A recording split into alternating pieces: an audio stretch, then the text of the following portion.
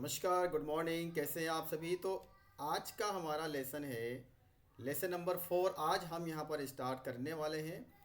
और lesson number 4 में आज हमारा जो चैप्टर है वो है income from salary, income under the head salary. तो आईसीएसआई के मॉड्यूल को आज हम यहाँ पर बेस बना करके हमारी इस क्लास को आगे बढ़ा रहे हैं। तो सबसे पहले बताना चाहूँगा कि की कॉन्सेप्ट क्या है जो हम इस चैप्टर में यहाँ पर पढ़ने वाले हैं। सैलरी क्या होता है, अलाउंस क्या होते हैं, परक्यूजिट्स क्या होते हैं, profit in lieu of salary क्या होता है, स्टैंडर्ड डिडक्शन क्या होता है, ये हम आज इस चैप्टर के अंदर ये डिटेल्स जो मैंने अभी आपके साथ में यहाँ पर शेयर की है, ये सभी हम इस चैप्टर के अंदर पढ़ने वाले हैं। और हमारा ऑब्जेक्ट क्या है, इस चैप्टर को पढ़ करके हमें क्या लर्निंग मिलने वाली है। तो सैलरी को जब हम टैक्सेबल बनाते हैं, किसी भी इनकम को जब हम सैलरी हेड में टैक्सेबल बनाते हैं, तो उसके बेसिस ऑफ चार्ज क्या होते हैं, सेक्शन 115 BAC क्या होता है, अलाउंसेस क्या होते हैं, परक्यूजिट्स क्या होते हैं, उनका वैल्यूशन कैसे होता है, और किस तरह से यहाँ पर हम सैलरी हेड के अंदर डिडक्शन को देते हैं, ये सभी हम इस चैप्टर के माध्यम से पढ़ने वाले हैं। अगर हम बात करते हैं आउटलाइन की कि क्या क्या टॉपिक इस चैप्टर में हम कवर करने वाले हैं, तो आप देख सकते हैं सबसे पहले इंट्रोडक्शन में बताया जाएगा कि सैलरी हेड में किसी भी इनकम को टैक्सेबल बनाने के लिए क्या क्राइटेरिया होते हैं, बेसिस ऑफ चार्ज क्या होता है, कॉन्स्टिट्यूट ऑफ सैलरी क्या होता है, अलाउंसेस क्या होते हैं, अलाउंसेस के अंदर फुल्ली टैक्सेबल अलाउंस क्या होते हैं, पार्टली टैक्सेबल अलाउंस क्या होते हैं, परक्यूजिट्स क्या होते हैं, profit in lieu of salary क्या होता है, प्रोविडेंट फंड किसको बोलते हैं, रिलीफ क्या होता है, सैलरी यदि आपको एडवांस में मिलती है तो उसका टैक्स ट्रीटमेंट क्या होता है, सैलरी में से हम डिडक्शन कैसे दे सकते हैं, और फाइनली हम सैलरी इनकम का कंप्यूटेशन कैसे बनाते हैं। ये सभी टॉपिक हम यहाँ पर कवर करने वाले हैं। और हम बात करते हैं कि इनकम टैक्स एक्ट 1961 के कौन से सेक्शन में क्या प्रोविज़न दिए हुए हैं। तो आप देख सकते हैं सेक्शन 15, मैं इसको हाईलाइट करके आपको बताता हूँ। सेक्शन 15 के अंदर यहाँ पर बेसिस ऑफ चार्ज के बारे में बताया हुआ है। इसी प्रकार सेक्शन 17 सबसेक्शन 1 में सैलरी का मीनिंग यहाँ पर बताया हुआ है। सेक्शन 10 सबसेक्शन 5 में आप देख सकते हैं LTC लीव ट्रेवल कंसेशन को डिफाइन किया हुआ है। सेक्शन 10 13A में हाउस रेंट अलाउंस, ये सभी हम पढ़ने वाले हैं इस चैप्टर के अंदर। और कौन सा कॉन्सेप्ट, कौन सा प्रोविज़न किस सेक्शन में कवर किया हुआ है, ये अभी हम यहाँ पर समझ रहे हैं। सेक्शन को देख रहे हैं क्या सेक्शन होता है। देखिए सेक्शन 10 सब सेक्शन 14 में स्पेशल अलाउंस के बारे में बताया हुआ है। इसी प्रकार सेक्शन 10 में कम्यूटेड पेंशन को एक्सप्लेन किया हुआ है। सेक्शन 10 में ग्रेचुटी को बताया गया है। सेक्शन 10 AA में लिव एनकेशमेंट क्या होता है, क्या उसका टैक्सेबल ट्रीटमेंट होता है, उसके बारे में यहाँ पर हम सीखने वाले हैं। सेक्शन 17 सबसेक्शन 2 में परक्यूजिट्स का वैल्यूशन करने के बारे में बताया हुआ है। इसी प्रकार सेक्शन 17 सबसेक्शन 3 में profit in lieu of salary क्या होता है उसको डिफाइन किया गया है। सेक्शन 89 ये रिलीफ के बारे में बताता है, जिसको हम यहाँ पर डिटेल में समझने वाले हैं। और इसी प्रकार सेक्शन 16 1A 2 एंड 3, इन तीनों ही सेक्शन में कुछ डिडक्शन के बारे में हमें यहाँ पर इस चैप्टर में बताया गया है। स्टैंडर्ड डिडक्शन क्या होता है, एंटरटेनमेंट अलाउंस की डिडक्शन कम मिलती है। तो शुरुआत करते हैं आज के हमारे इस चैप्टर की। ये चैप्टर बहुत बड़ा है लेकिन बहुत इंटरेस्टिंग चैप्टर है। तो सबसे पहले जो फर्स्ट पॉइंट आपको यहाँ पर समझना है वो ये है, किसी भी इनकम को यदि आपको सैलरी हेड में टैक्सेबल बनाना है तो दो पर्सन होते हैं, एक होता है पेयर, एक होता है पेई। देखिए इनकम आपको किसी न किसी से रिसीव होती है, तो जो पर्सन पेमेंट करता है उसको हम बोलते हैं पेयर, और जो पेमेंट को रिसीव करता है उसको हम बोलते हैं पेई। तो आप देखिए जब तक पेयर और पेई के बीच में एम्प्लॉयर एम्प्लॉई का रिलेशन नहीं होगा तब तक उस इनकम को हम सैलरी हेड में टैक्सेबल नहीं बनाएंगे। तो मोस्ट इम्पोर्टेंट जो आपको रिलेशन यहाँ पर देखना है, इनकम को देने वाला और इनकम को लेने वाला दोनों के बीच में जो यहाँ पर रिलेशन है वो एम्प्लॉयर एम्प्लॉई का रिलेशन होना चाहिए। यदि पेयर और पेई के बीच में ये रिलेशन है, उसी केस में हम यहाँ पर ऐसा बोल सकते हैं कि वो जो इनकम है वो इनकम फ्रॉम सैलरी हेड में टैक्सेबल मानी जाएगी। अब कुछ यहाँ पर केस हैं, कुछ यहाँ पर कॉन्सेप्ट है जो हमें यहाँ पर समझने होंगे कि एम्प्लॉयर एम्प्लॉय का रिलेशनशिप होता क्या है। एम्प्लॉयर एम्प्लॉय का रिलेशनशिप होता क्या है, सबसे पहले आप देखिए, हम सबसे पहले बात करते हैं professor. The professor of university would be receiving income by way of monthly salary.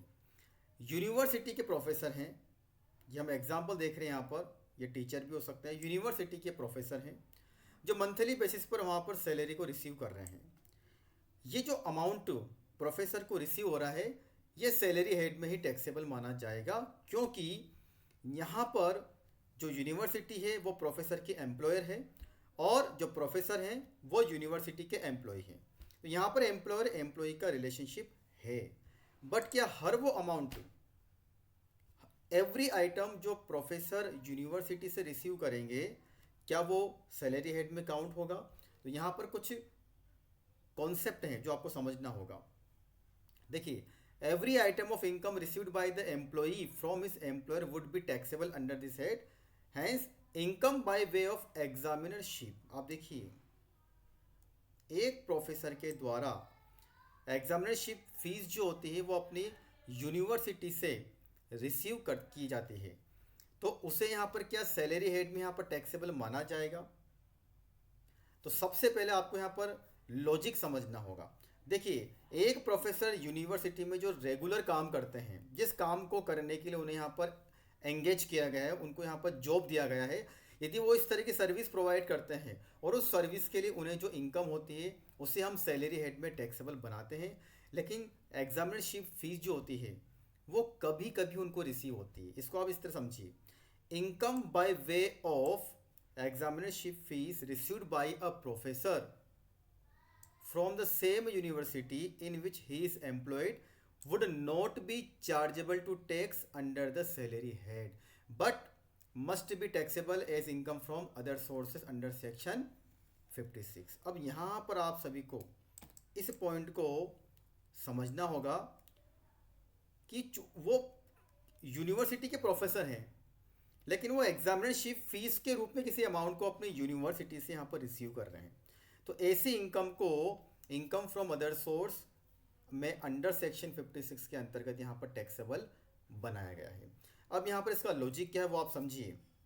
देखिए, ऑर्डिनरी कोर्स ऑफ एम्प्लॉयमेंट क्या होता है, आपको यहाँ पर समझना होगा। Ordinary course of employment, ordinary course of employment का मतलब ये होता है जिस पर्पस के लिए यूनिवर्सिटी ने उनको हायर किया था पढ़ाने के लिए, यदि वो उस एक्टिविटी में एंगेज है और उसकी कारण उनको यहाँ पर जो इनकम होती है वो सैलरी हेड में टैक्सेबल है।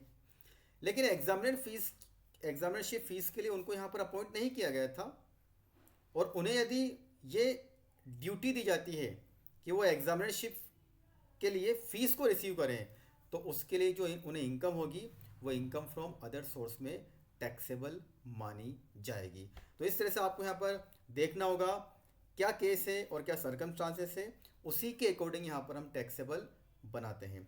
आगे हम बात करते हैं डायरेक्टर की। एक डायरेक्टर जो किसी कंपनी का डायरेक्टर होता है, उसे अगर कंपनी से कुछ भी यदि मिलता है तो उसके लिए क्या वो अमाउंट डायरेक्टर के लिए इनकम फ्रॉम सैलरी हेड में टैक्सेबल है या इनकम फ्रॉम अदर सोर्स में टैक्सेबल है? तो उसको लेकर के क्या प्रोविजन देखिए। A director of a company, एक कंपनी का डायरेक्टर जो कंपनी का एम्प्लॉय भी हो सकता है, दोनों सिचुएशन आपको देखनी होगी। A director of a company में in some cases be an employee of a company where there is a specific contract of employment. ध्यान रखिए, डायरेक्टर जो कंपनी के डायरेक्टर तो हैं, लेकिन डायरेक्टर के साथ साथ वो कंपनी के एम्प्लॉय भी हैं और कंपनी और उन दोनों के बीच में स्पेसिफिक कॉन्ट्रैक्ट ऑफ एम्प्लॉयमेंट हुआ है। इस केस में डायरेक्टर को जो income as an employee company से मिल रही है वो सैलरी हेड में टैक्सेबल मानी जाएगी। यहाँ पर आपको देखना होगा कि किस कैपेसिटी में वो कंपनी से अमाउंट को रिसीव कर रहे हैं। यदि वो केवल कंपनी के डायरेक्टर हैं, वो एम्प्लॉय नहीं है, तो उस केस में उनको जो वहाँ से इनकम होगी वो इनकम फ्रॉम अदर सोर्स में टैक्सेबल होगी। लेकिन एक डायरेक्टर जो कंपनी के एम्प्लॉय भी हैं, तो उस केस में जो अमाउंट उन्हें यहाँ पर रिसीव होगा वो इनकम फ्रॉम सैलरी हेड में टैक्सेबल माना जाएगा। चलिए यहाँ पर आपको एक बात बताना चाहूँगा, managing director and whole time director जो होते हैं,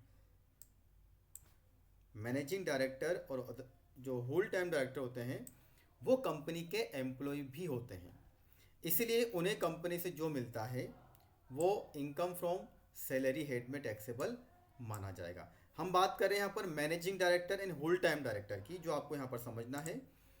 नॉर्मल डायरेक्टर यदि कोई है और वो एम्प्लॉय भी है तो हम यहाँ पर सैलरी हेड में उस इनकम को टैक्सेबल बनाना है। और यदि कोई पर्सन केवल डायरेक्टर की कैपेसिटी में काम करते हैं और उन्हें कंपनी से यहाँ पर कोई अमाउंट रिसीव होता है तो वो इनकम फ्रॉम अदर सोर्स में टैक्सेबल माना जाएगा। चलिए आगे बढ़ते हैं और बात करते हैं ऑफिशियल लिक्विडेटर क्या होते हैं। देखिए, ऑफिशियल लिक्विडेटर एक ऐसा पर्सन होता है जो किसी गवर्नमेंट के द्वारा, कोर्ट के द्वारा यहाँ पर अपॉइंट किए जाते हैं, क्योंकि उन्हें जो पेमेंट मिल रहा है वो सेंट्रल गवर्नमेंट, स्टेट गवर्नमेंट या फिर कोर्ट के द्वारा उनको ये मिलता है, तो एक तरह से वो गवर्नमेंट के एम्प्लॉय हो गए और इसीलिए जो अमाउंट उन्हें वहाँ से मिलेगा वो सैलरी हेड में यहाँ पर टैक्सेबल माना जाएगा। चलिए बात करते हैं अगला, मैनेजर जो होता है, मैनेजर को यहाँ पर अपॉइंट किया जाता है, उन्हें अपॉइंट किया जाता है कंपनी के अंदर, यहाँ पर किसी फर्म के अंदर, तो उन्हें जो रेमुनरेशन मिलता है वो रेमुनरेशन यहाँ पर इनकम फ्रॉम सैलरी हेड में टैक्सेबल माना जाएगा। और नेक्स्ट पॉइंट हमारे लिए बहुत इंपॉर्टेंट है, partner of A partnership firm. एक पार्टनरशिप फर्म से पार्टनर को जो अमाउंट मिलता है, चाहे वो सैलरी हो, बोनस हो, कमीशन हो, फीस हो, किसी भी प्रकार का जो रेमुनरेशन उनको मिलता है उसे सैलरी हेड में यहाँ पर टैक्सेबल नहीं माना जाएगा। फिर से आप ध्यान से इस प्रोविज़न को यहाँ पर सुनिएगा। एक पार्टनरशिप फर्म के द्वारा अपने पार्टनर को जो fees, bonus, commission, salary, remuneration का पेमेंट जो किया जाता है वो इनकम फ्रॉम सैलरी हेड में टैक्सेबल नहीं माना जाता है। इसका सबसे बड़ा रीज़न ये होता है कि एक पार्टनर जो होता है वो कंपनी का एम्प्लॉई नहीं होता है, और चूंकि वो कंपनी का एम्प्लॉय नहीं है, पार्टनरशिप फर्म और पार्टनर के बीच में यहाँ पर एम्प्लॉयर एम्प्लॉय का रिलेशनशिप नहीं होता है, इसी वजह से पार्टनर को जो रेमुनरेशन फर्म से मिलता है उसे हम बिजनेस की इनकम मानेंगे, न कि इनकम फ्रॉम सैलरी की। चलिए आगे बढ़ते हैं, मेंबर ऑफ पार्लियामेंट क्या होते हैं। देखिए, मेंबर ऑफ पार्लियामेंट को लेकर के यहाँ पर एक सर्कुलर पास किया गया था, डेट आपके सामने है। The salary received by a person as member of parliament, यदि किसी पार्लियामेंट के मेंबर को सैलरी मिलती है तो वो अमाउंट, भले उसका नाम सैलरी है, उसे सैलरी हेड में यहाँ पर टैक्सेबल नहीं माना जाएगा। इसका रीज़न ही होता है क्योंकि मेंबर ऑफ पार्लियामेंट जो होते हैं वो गवर्नमेंट के एम्प्लॉय नहीं होते हैं, वो लोगों के द्वारा इलेक्ट किए गए रिप्रेजेंटेटिव होते हैं, जो यहाँ पर गवर्नमेंट के अंदर यहाँ पर जो संस्थाएं होती हैं वहाँ पर अपने आप को रिप्रेजेंट करते हैं, जिसको बोलते हैं मेंबर ऑफ पार्लियामेंट। तो आपको यहाँ पर ध्यान रखना है, member of parliament, member of parliament जो होते हैं उन्हें जो सैलरी मिलती है गवर्नमेंट से, उस सैलरी को हमें यहाँ पर सैलरी हेड में टैक्सेबल नहीं बनाना है। ऐसा amount income from other source में, देखिए इनकम फ्रॉम अदर सोर्स में टैक्सेबल माना जाएगा। चलिए आगे बढ़ते हैं, ट्रेजरर ऑफ ए बैंक, एक बैंक के जो ट्रेजरर होते हैं उन्हें जो इनकम होती है, तो ये बहुत नॉर्मल कॉन्सेप्ट है। The income received by a treasurer of a bank would be taxable as his salary income if the treasurer is an employee of the bank. चूँकि वो बैंक के एम्प्लॉय हैं, ट्रेजरर जो होते हैं, तो उन्हें उनसे जो सैलरी मिलेगी वो इनकम फ्रॉम सैलरी हेड में टैक्सेबल मानी जाएगी। अब हम बात करते हैं एक ऐसा पर्सन जो किसी प्रोफेशन को, जो किसी वोकेशन को करते हैं, उन्हें जो इनकम वहाँ से होती है वो इनकम फ्रॉम सैलरी हेड में टैक्सेबल नहीं होगी, क्योंकि यहाँ पर एम्प्लॉय का रिलेशन नहीं होता। वो एक प्रोफेशन कर रहे हैं, वो एक वोकेशन करते हैं, तो वो income from business and profession में टैक्सेबल मानी जाएगी, न कि सैलरी हेड में टैक्सेबल मानी जाएगी। पॉइंट नंबर 9 आपको बताता है इनकम फ्रॉम टिप्स। क्या होता है टिप्स? देखिए, इसको हम इस तरह समझ सकते हैं यहाँ पर कि आप अपने कंपनी के बिहाफ पर किसी कस्टमर को यहाँ पर सर्विस प्रोवाइड कर रहे हैं और आपने अपने कस्टमर को, कंपनी के बिहाफ पर आपने अपने कस्टमर को यहाँ पर बहुत अच्छी सर्विस प्रोवाइड की और उसके बाद आपके कस्टमर ने, मतलब कंपनी के कस्टमर ने आपको यहाँ पर क्या दिया, टिप्स दिया। अब आप देखिए, ये जो अमाउंट आपको मिल रहा है क्या ये कंपनी से आपको मिला है? नहीं। टिप्स जो होती है वो आपको कस्टमर से मिलती है और कस्टमर आपका एम्प्लॉयर नहीं है। इसलिए ऐसी इनकम को यहाँ पर इनकम फ्रॉम सैलरी हेड में टैक्सेबल ना माना जाकर के इनकम फ्रॉम अदर सोर्स में टैक्सेबल बनाया जाएगा। एक बार हम प्रोविजन को यहाँ पर देखते हैं। Income from tips would be chargeable in the hands of the employee as income from other sources as such tips being received from customer. देखिए ध्यान से, ये टिप्स जो होती है वो कस्टमर से मिलती है, न कि कंपनी से, न कि एम्प्लॉयर से। ये आप केस तो देख सकते हैं। Section 192 TDS on salary income would not get attracted, ITC limited versus commissioner of income tax TDS SC. चलिए लास्ट पॉइंट है, सैलरी रिसीव्ड बाय जज is taxable under the head salary even though they have no employer. तो जज को जो salary मिलती है वो सैलरी में टैक्सेबल होगी। तो आज के इस वीडियो में, आज के सेशन में हमने यहाँ पर सैलरी के बेसिक को समझा। सैलरी चैप्टर में हम क्या पढ़ने वाले हैं उसको हमने समझा और इंट्रोडक्शन को आज हमने यहाँ पर कवर किया है। इंट्रोडक्शन को हमने यहाँ पर आज समझा है कि एम्प्लॉयर एम्प्लॉय का रिलेशनशिप जब तक पेयर और पेई में नहीं होगा हम उसे सैलरी हेड में टैक्सेबल नहीं बनाएंगे। और कुछ cases, professor, director, official, liquidator, manager, partner of a firm, member of parliament, treasurer of a bank, person carrying on a profession और vocation, income from tips and salary received by जजेज, ये सारे topic आज हमने cover किए हैं। तो next video में हम यहाँ पर इस चैप्टर को आगे बढ़ाने वाले हैं। तो आज के सेशन में इतना ही, मिलते हैं नेक्स्ट सेशन में। तब तक के लिए आपका बहुत बहुत धन्यवाद। Thank you very much.